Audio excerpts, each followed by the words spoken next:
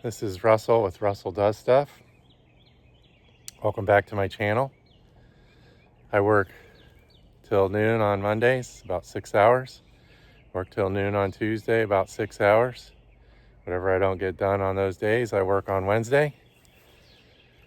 And then I've got Wednesday, Tuesday afternoon, Monday afternoon, Friday, Saturday, and Sundays off.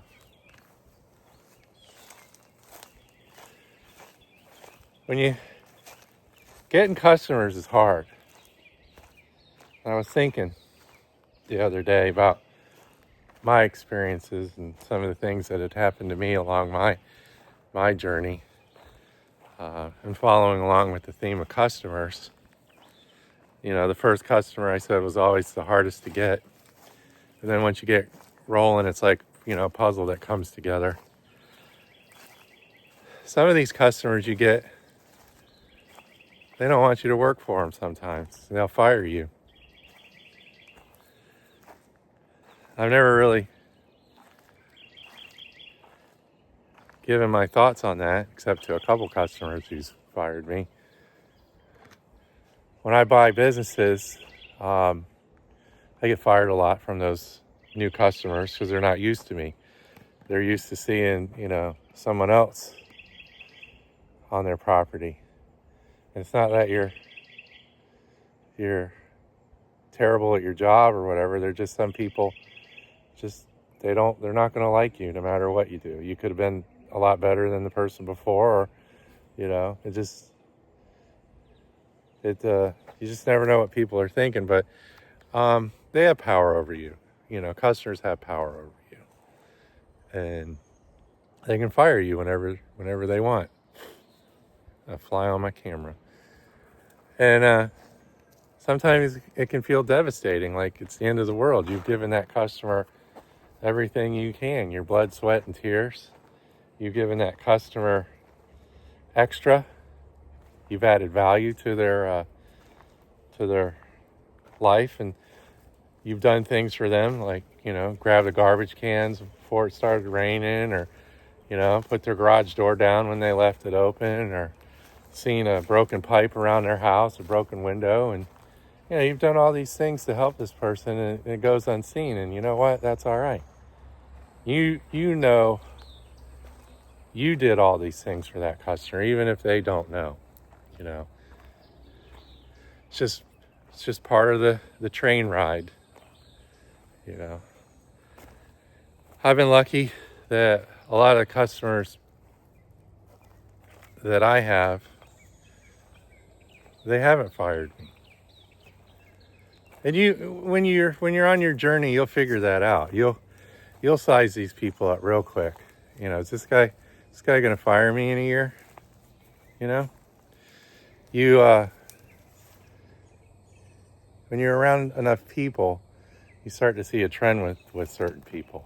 You know, when I was in these rich neighborhoods, you know, I think they had a competition between each other to see who could fire their service people the fastest and the most. So I wrote down a few things that I would think about. Maybe something that you guys can think about. Maybe someone out there has been fired by a customer and you're having a hard time dealing with it. So I wrote a few things down on my trusty old whiteboard. So let me set this camera down. I think I'm in focus. Let me find a good stick here. Whack on the old whackety board. The good, bad, and the ugly with customers. Okay? When someone fires you, what do you do when a customer fires you?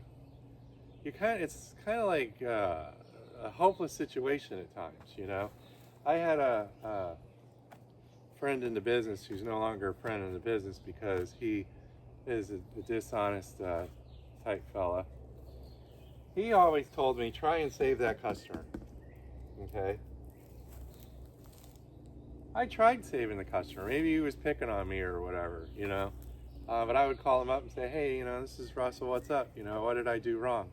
Oh, they wouldn't answer the phone, return an email or a text. They sent me off into purgatory land. I was Bermuda Triangle. Let's just dump Russ off in there, and whatever. They wouldn't tell me why they fired me. And I'm mowing and taking care of properties on their street. So next week, big outfit shows up, and they're doing my account. Are they doing a better job than me? Maybe, maybe not. A lot of these people, a little more than what some of us have, they like to see lots of people working at their yard at one time, or big crews and stuff, and that's all right. People have the right to do whatever they want. Like I said, these people are in competition with themselves. Oh, this company's got 6 guys working at mine, and they just feel like they're elevated, because they've got 6 guys. Well, when you have 3 guys on a property, let's say the property takes 30 minutes to do. You divide that now by 3 guys, so they're getting out of that property like really quick. Some customers will time you when you're working at their property. Well, it only took you 20 minutes, Well, I got 3 guys. All right, so 3 times 30 minutes. That's how long we were here. So you have to explain math and stuff to some of these people. When I get fired, I can see it coming. Okay, they sold the house. You could see it. You could get a vibe. The people get divorced. You can see it. Sometimes you can see it coming. Most of the time I see it coming. I have a property right now I've been doing for about 8 years. We got a new administrator, and I call him Caesar. He wants his buddies to do my job. And the guy I work for, who's in charge of hiring property maintenance, pretty much has no say in the deal, because this guy's overriding him with every email that's sent to the owner of this large facility. Now, this property I worked at for probably 5 years, and I pretty much did it for free. I wasn't making any money on this property, okay? And I was taking that money and I was exchanging my time for that money, and I was putting it into my investments, okay? So that meant I had to make up for it on the back end with some of my other customers. So they're trying to fire me. They've been trying to fire me for, I think, 4 months. I'm licensed, insured. Maybe I'm qualified, maybe I'm not, who knows. I do know I charge less, So I seen this coming years ago, and I had an opportunity to start over with them after a big hurricane destroyed the place. They got estimates, so I made sure my estimate was lower, and the guy took me back. So I know I'm $1,000 lower than the other guys. I know I'm $1,000 lower than the guy that's trying to push me out and get his friends in there, And when the friends find out what I'm charging, they're not going to want to work for that, because you got 3 or 4 or 5 guys coming in there. This is a big property, and I know how to manage it in 2.5 hours, 3 hours or so. There's not going to be any profit in it for them at my price. Okay, so they're going to have to take my price to get me out of there. Now, when I seen this coming, I wanted to put a hedge around my business. I want to protect myself. Make sure you have money in the bank. Make sure you have other accounts to go do. So if I get fired, I'm not going to go home and crawl up into a ball and put my pillow between my legs and start whimpering like a little puppy. No, if they fire me, I've already told the maintenance manager, what are they going to do to me?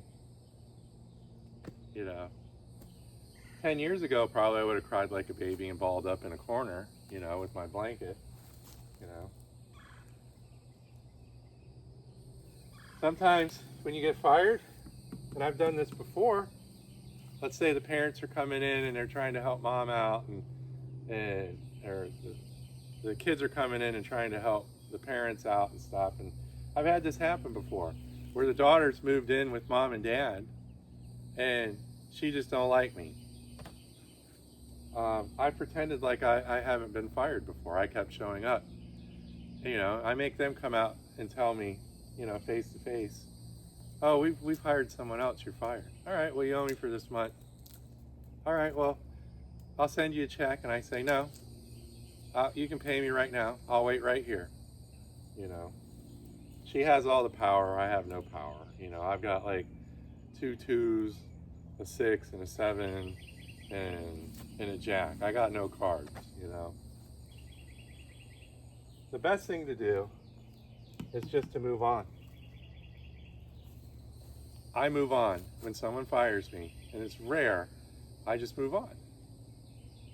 I block their number. I don't answer any emails and stuff. I just move on. I worked for a lady who owns a restaurant for 8 or 9 years. She texted me, we don't need you anymore.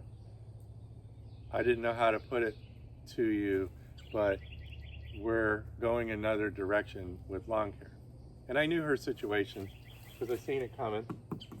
Economy's bad. Restaurant she had wasn't doing that good.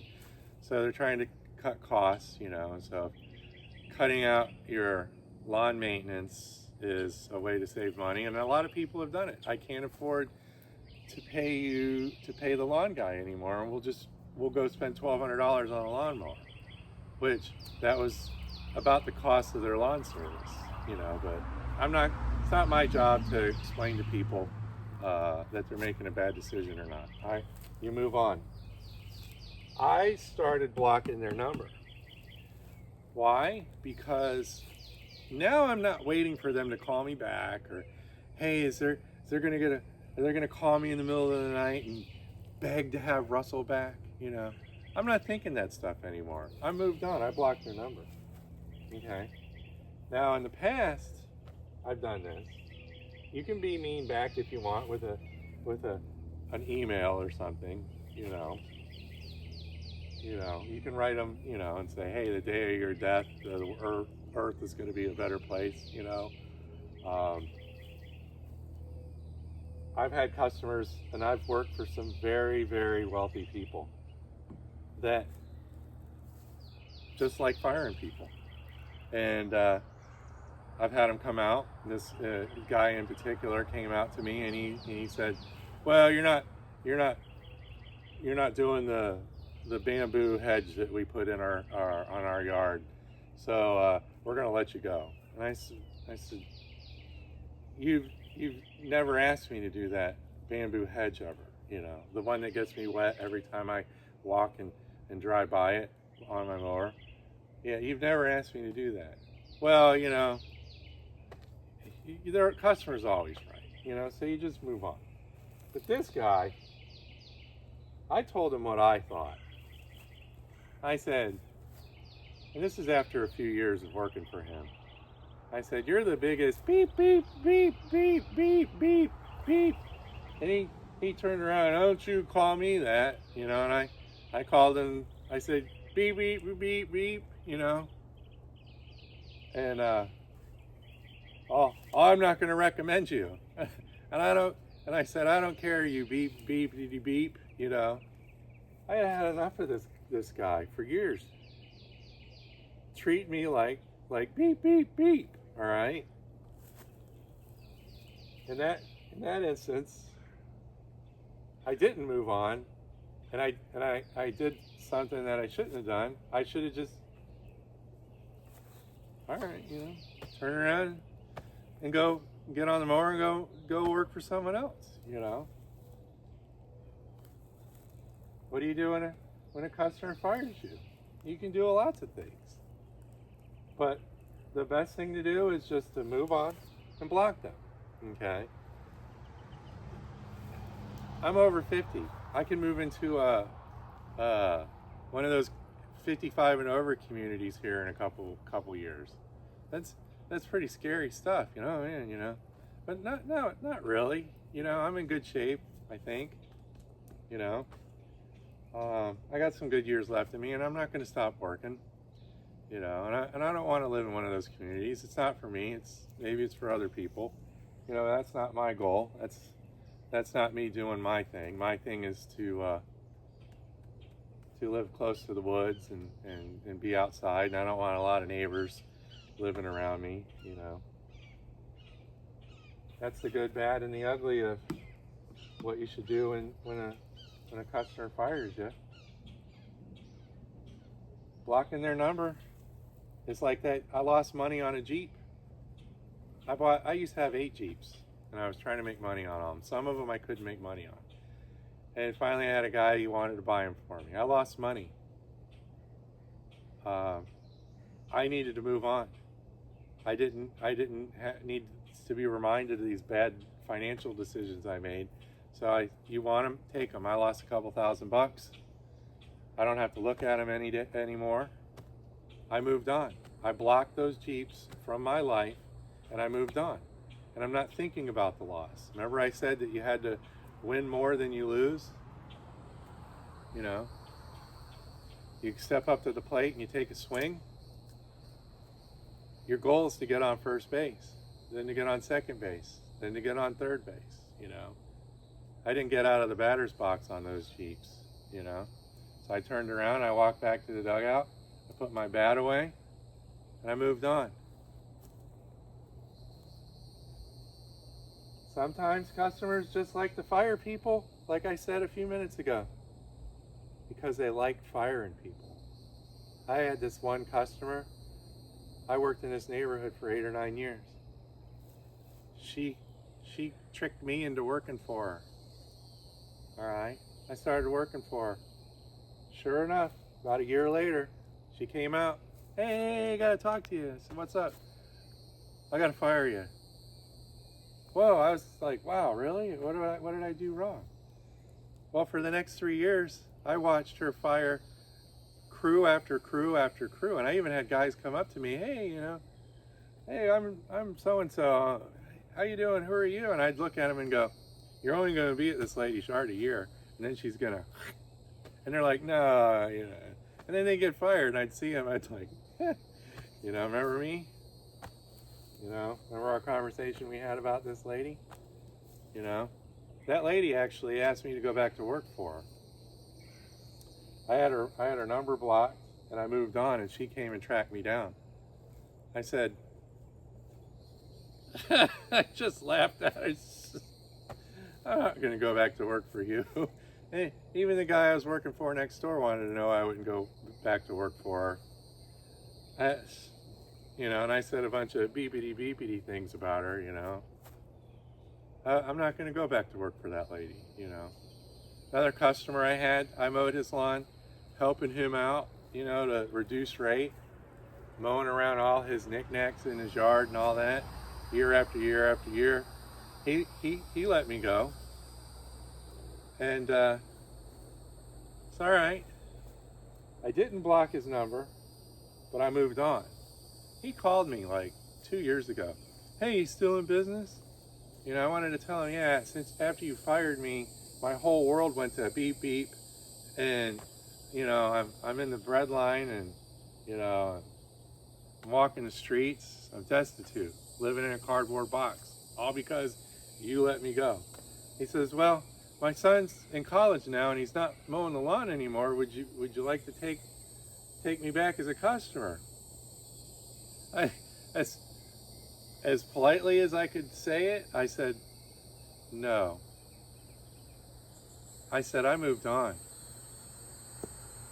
Oh, all right. That guy's not my friend. He doesn't care about me. He doesn't care if my light bill's paid or any of that stuff. I'm glad he got his son out of the house and working in the yard and stuff. But, you know, I want customers that are in it for the long haul, that want to go along for the ride with me. You know, I want customers that want to see me succeed, you know. Well, let's give Russell the work. I want those kind of people. I want people to think about me before they hire someone else to do something in their yard. Give me the first chance to say no, you know. So if you like this kind of stuff, like and subscribe. If you don't, and you're just passing through, subscribe. Help out a perfect stranger grow his channel. Come back in a couple weeks or a couple months. Got a good video coming up about an investment I made. If you have any questions, you know, drop a comment below. You know, if you guys want to ask each other questions, you know, drop comments below. I don't have all the answers. I was never the best at what I was doing, but I was the most determined. And look at me now, you know, not bragging or anything. I'm just trying to share my experience before I have an estate sale. So this is Russell. Thanks for watching my video.